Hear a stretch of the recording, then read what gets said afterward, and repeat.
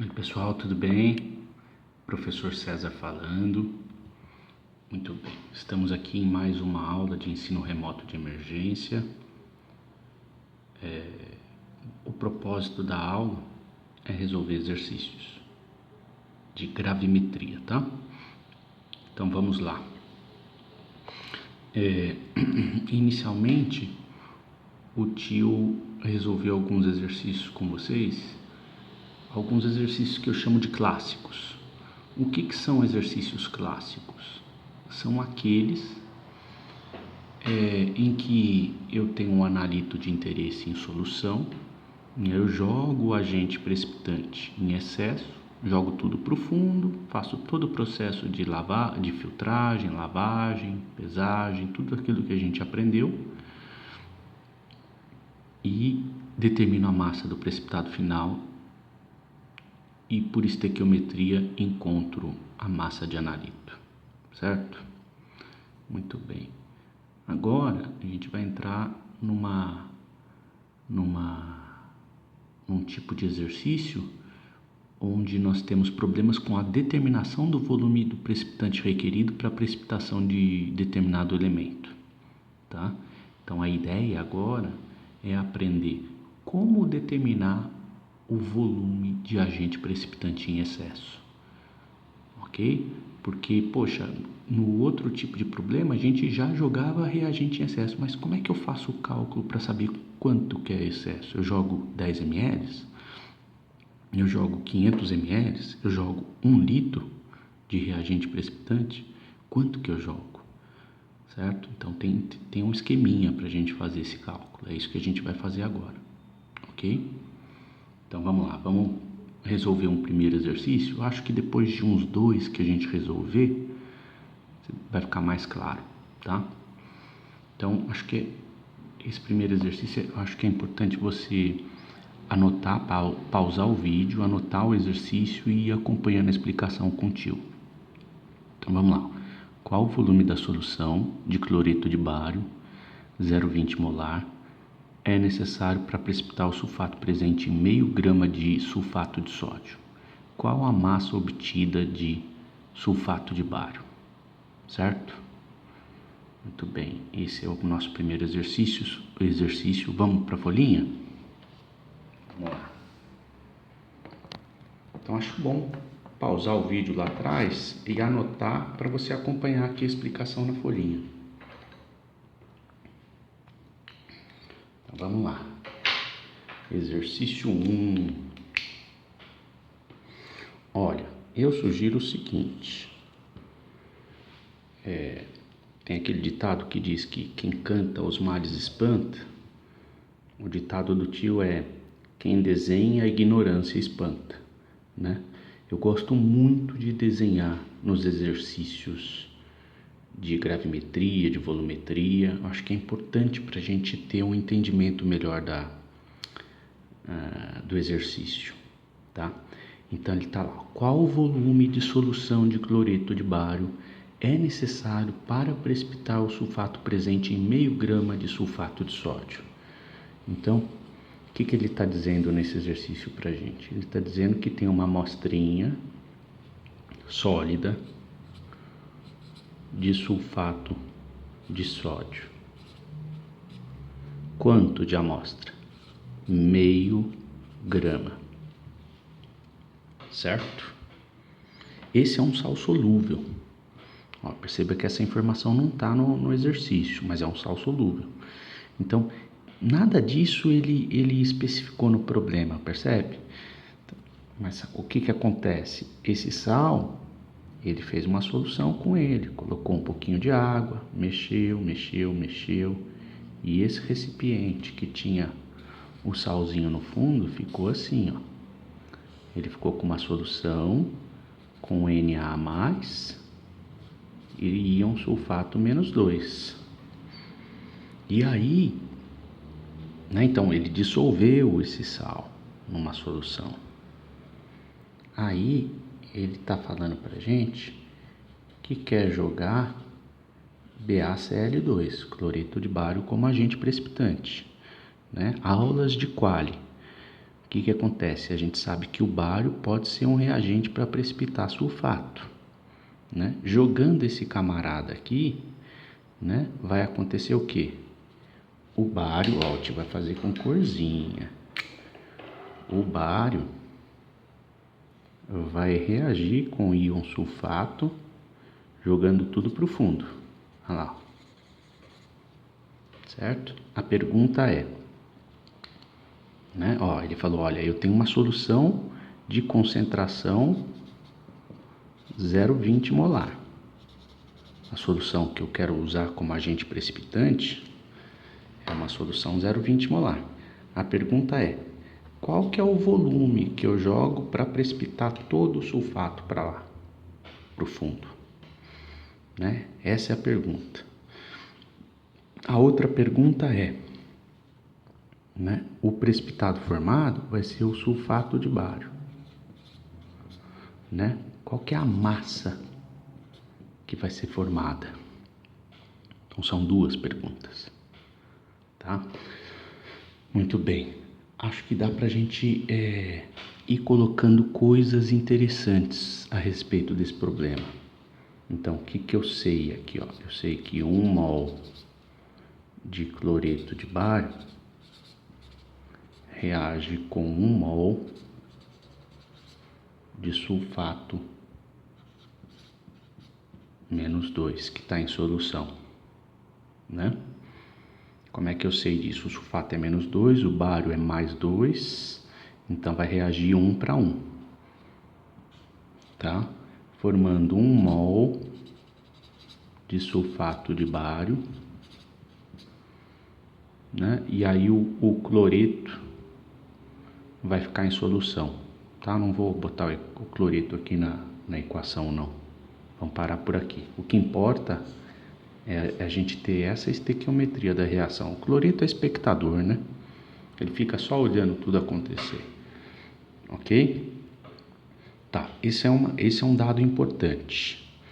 Segundo dado importante que a gente precisa lembrar da fórmula lá da concentração molar. Concentração molar é igual ao número de mols dividido por volume. Portanto, número de mols é igual a concentração molar vezes o volume. Tá?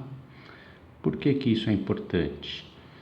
Porque, olha, ele está perguntando qual que é o volume utilizado do meu agente precipitante. A concentração molar da minha solução eu tenho 0,2, mas eu não tenho o número de mols necessário para precipitar todo o sulfato em solução. Então eu tenho uma equação com duas incógnitas, duas incógnitas. A pergunta que ele está querendo, né, que ele está fazendo para a gente é qual que é o volume. Então, para eu descobrir o volume, primeiro eu tenho que descobrir o número de mols necessários, tá ok? E aí, o que acontece? O número de mols de cloreto de bário, ó, como é que eu descubro isso? Se eu olho para a reação aqui, ó, né? Ó, o número de mols de cloreto de bário é igual ao número de mols de sulfato que está lá. Ó, porque 1 mol de cloreto de bário reage com 1 mol de sulfato. Então, pela minha estequiometria, né, eu sei que se eu descobrir o número de mols de sulfato, que é o meu analito, automaticamente eu consigo inferir que o número de mols é igual ao número de mols de cloreto de bário que eu tenho que jogar. Eu venho e injeto lá, certo? Esse dado aqui, ó, o número de mols de sulfato eu consigo descobrir, certo? É fácil de descobrir, porque eu tenho a massa de sulfato de sódio aqui. Então eu consigo descobrir isso, descubro o número de mols de cloreto de bário, injeto aqui e acho o volume, certo? Muito bem, essa é a ideia. Então é preciso que você, nos exercícios de gravimetria, tenha esse entendimento de desenhar o o problema, né? Eu acho que é importante você desenhar para interpretar, usar as ferramentas que você tem, né? Montar a equação, pegar as fórmulas que você já conhece, né? E tentar entender o processo. Se você ficar só olhando para o problema não vai resolver sozinho, né? Então vamos lá.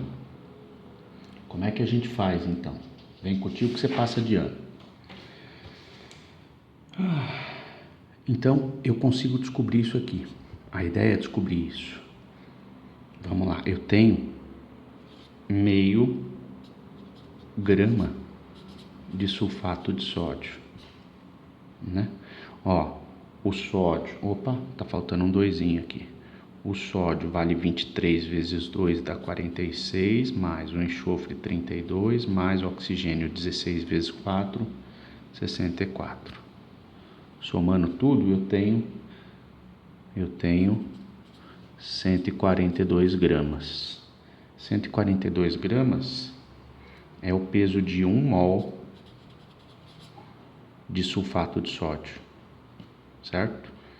Só que eu tenho meio grama de sulfato de sódio. Isso corresponde a X mols.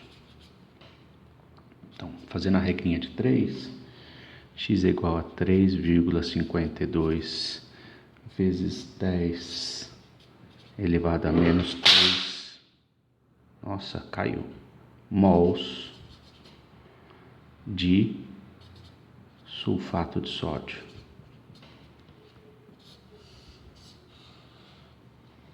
Legal.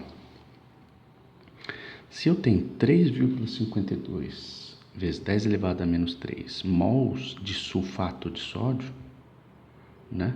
Eu posso inferir que eu tenho 3,52 vezes 10 elevado a menos 3 mols de íon sulfato, né?